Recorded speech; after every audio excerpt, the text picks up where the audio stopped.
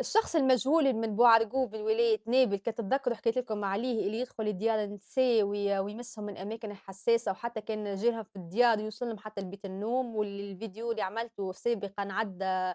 عمل مشاهدات خيالية. حبيت نقول لكم حمد لله اللي هو تشد وطلع اسمه أيمن وشهر الخنتوش. وأنا كيف هبطت الفيديو الأول برشا ناس كذبت وبرشا ناس في بالهم تفدليك الحكاية، لكن أنا عمري ما نهبط حاجة أنا مانيش متأكدة منها، وأهالي بوعرقوب بعثوا لي ميساجات وأكدوا لي إيه الإخبار صحيح، بطلب منهم طلبوا مني باش نهبط فيديو باش نعلم اللي السيد هذايا اللي يصول ويجول في بوعرقوب الحمد لله اللي هو ألقوا عليه القبض من قبل الجهات الأمنية في داره وتشد، والجهات الأمنية مشكورة على مجهوداتها وتونس برجالها. وكما قلت لكم اللي فما شكون عامل حملة متاع سينيالات على الكونت متاعي، فنتمنى إنكم تقفوا معايا بلايك وشير وكومنت متنسوش تنزلوا عليك السهم، واللي مش عامل لي فولو نذكرك تعمل لي فولو باش يوصلك كل جديد، وشكرا.